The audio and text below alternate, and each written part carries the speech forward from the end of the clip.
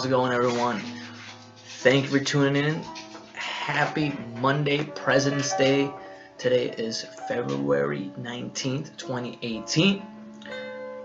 And I just want to say thank you guys again for tuning in. The first ever kind of videos that I'm trying to start up, kind of series, kind of calling. It's aiming towards the series of knowledge is power.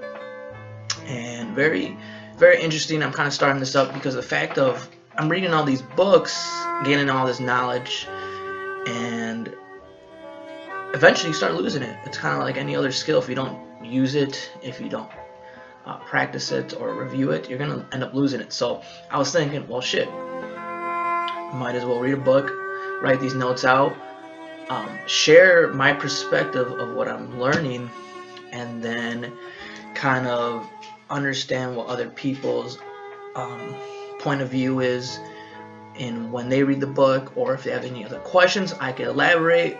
But that's what I'm kind of aiming for this series, and it should be interesting. I have a couple of books that I've been finishing it up. I've been using Audible. I've been going to Goodwill, finding some nice books, and I like to read about people that have accomplished different aspects of life, but also have failed, because if you can learn from people's mistakes, you as a person, and if you can interpret it, can learn from their mistakes, so you don't have to go through that misery that they suffered. Even though you might, because that's how you improve as a person, you are going to have some advantages than they will have. But I'm going to get right into it. Today we're kind of talking about good old Vince Lombardi, When Pride Still Mattered, by David Marinessis. And if I don't pronounce your name, man, hey, come at me, because I cannot pronounce it. I can't. It's that illiterateness that I blame my grade school teacher for, aka blaming other people for your misery isn't the first aspect of getting better, but gotta do it somehow. Anyway, reading the book, it's about a 500-page autobiography. David, when Vince Lombardi was alive, he was interviewing him kind of as a news reporter. He interviewed his family, his wife, 2 kids, even players that Lombardi did coach, and also players that Vince Lombardi played with. Great novel, I'm not gonna lie. I was the book kind of caught my eye because of what Vince Lombardi, being a great coach for my favorite team, the Green Bay Packers, represent for all the Packers out there, caught my eye. But the title, When Pride Still Mattered, also was an eye peeler for me, because pride, no matter what era you're in, is something that you construct for yourself. Pride could be something different from my point of view to his, and his pride created a legacy for himself. He became a coach that won championships, that people adored, a small-time city gained glory from, and himself, legacy still lives with the Lombardi Trophy. So reading this book gave me a lot of different perspectives. But I'm going to step right into the presentation, and we'll see what kind of points I'm going to kind of talk about for today. So that's not what I wanted, but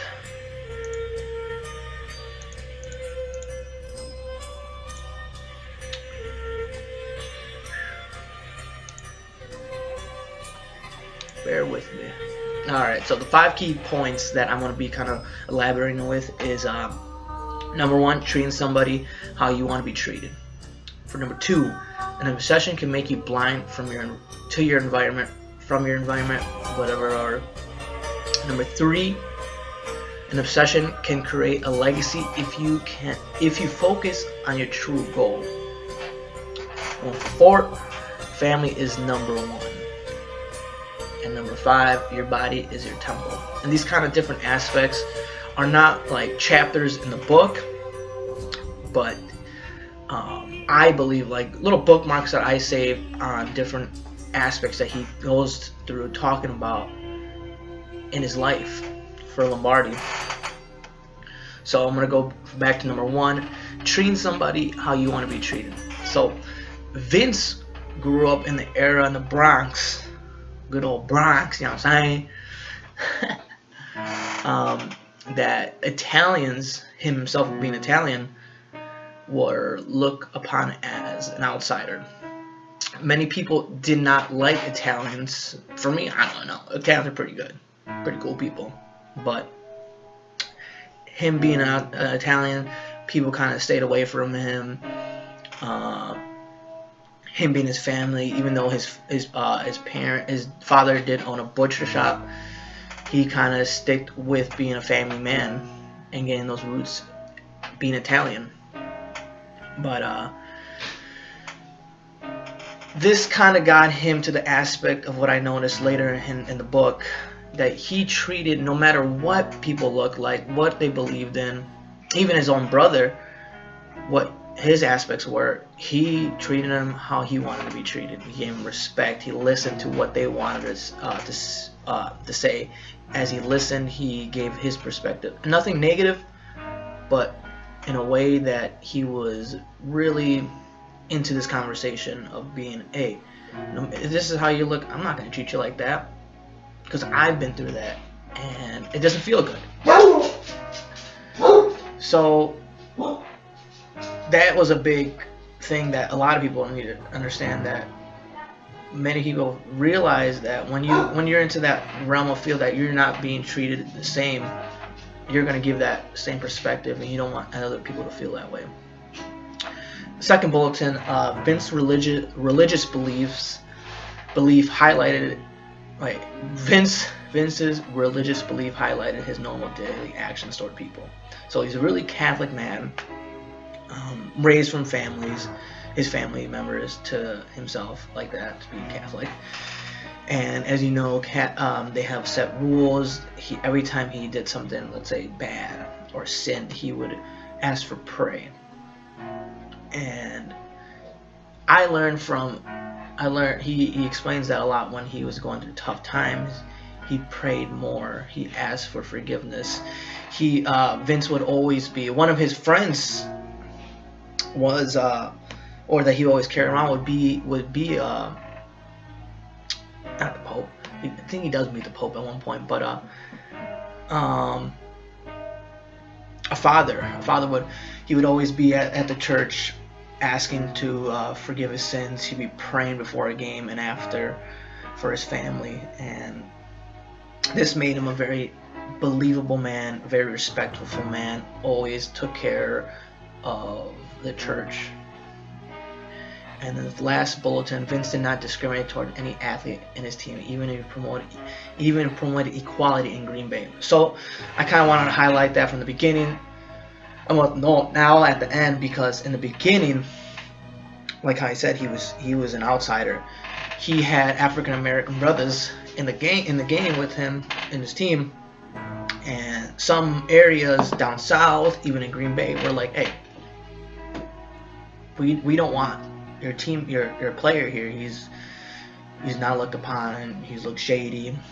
We don't want him here. But Vince stuck back. He believed in his beliefs, and he threw it out. Hey, if you don't want my player, you're not going to get the team.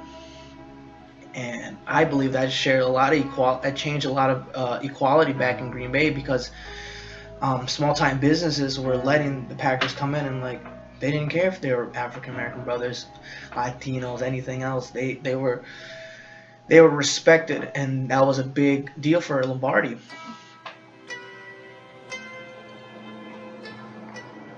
So he changed the aspects. His beliefs shaped other people's beliefs, and that's a powerful thing when you can do that, because it helps society in a whole. So that was a really key aspects that happened. And one more last thing that he treats everyone how he wants to be treated. It kind of elaborates. His own brother didn't tell anyone that he was homosexual, even though Lombardi knew he didn't want to make that uncomfortable appeal to him, his brother did tell him, and he acknowledged it, he accepted it, and he didn't even care. Even though his brother, even though they were both Catholic, he respected his brother and even loved spending time with him. He didn't care. He would always back his brother up, his family. And that kind of wraps up for this kind of, for point number 1, treating somebody how you want to be treated. So remember, guys, if you don't take anything from the book, just please think before you speak. Even though sometimes, even myself, I could be obnoxious and say some dumb shit, but hey, think before. If it's going to harm someone else's feelings, don't say it because someone said that to you. You're not going to feel the best. So we're going for number 2. An obsession can make you blind. So, as you kind of can tell, Lombardi did spend a lot of his time being a head coach from a Catholic school to West Point to the NFL to becoming an owner. Football was 24/7. And once you get to this vision of like, this is my goal, this is what I want to do, sometimes you get tunnel vision. Even though sometimes tunnel vision does helps you focus, makes you blind from your environment. He wasn't spending a lot of time with his family. A lot of his entries from his family, from his son, was his son felt like, even though his father loved him, wasn't really truly there for him. And that shines a lot. His wife was going through depression, through binge drinking alcohol, and he was the cause of it, and he didn't really realize that because of football. He was taking all the time reviewing, doing the Packers sweep many times, spending endless hours doing reviewing tape. That all this builds up, and this is one of the highlights. Number 3, stress. All this actual football. Was my team ready for a victory? It becomes stress in the head. Stress is scientifically proven to harm the body. Even though stress is good at some portion, not all. And taking it all the time is going to be good for yourself. And this blindness you don't really realize that you're harming yourself. And it kind of highlights for the last 4th one, picking up bad habits.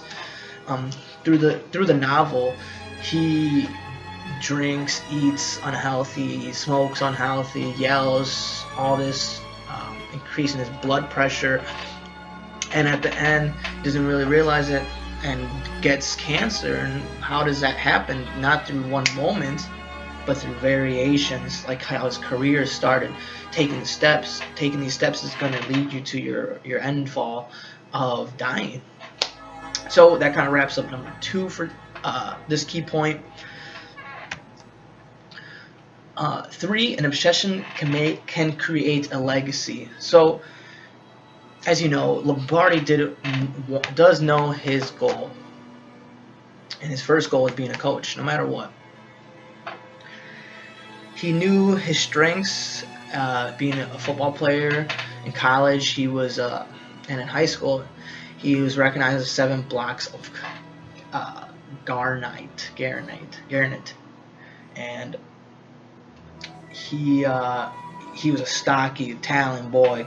Anyone coming into Lombardi's presence knew that he was in there by his laughs, by his smile, by his charisma, by his voice. That he knew his strengths, and he loved playing football, but being a coach was his aspect of what he wanted to create. So he started as a basketball coach in the Saints, not the New Orleans Saints, but a Catholic school Saints. Moved up, became a football coach, got an opportunity at West Point, and even though at that during time West Point didn't accept coaches that weren't in the military, they saw his passion and his ambition that they gave him the position as head coach, and they did really well with him. He had so much connections through the service from Eisenhower during the war, and even got help from a president. I won't ruin this part for you guys. From a president to help one of his players leave duty and come play for the Super Bowl. So that was crazy and amazing. And after West Point, he got an offer being a coach. Very happy of his accomplishments, but he knew what he wanted. He wanted more. He wasn't satisfied. Then became the Packers, obviously, coach. Finally accomplishing that goal, and the next was a championship. None of the players liked him at first. None. Probably every team he coached. But his ambitions, his leadership won their likes over, even though his training was difficult. And that's how Super Bowls are won. And then after he takes his leap from the Packers organization, he wants to become an owner, and you realize that owner, you're the head honcho. You're not irreplaceable. So he becomes a Redskins part owner and coach again. Many hearts were broken in Green Bay, but overall, it doesn't end well for himself. But with his legacy, he builds on public speaking. During the off season, companies were reaching out for Lombardi because they saw his passion, they saw his legacy, that they wanted to hear his story, and how this can influence business. So he's public speaking all around the world, all around the States, and helping his legacy build. And he loved it. He loved being the center of attention. He loved talking, and he wanted to make a name for himself.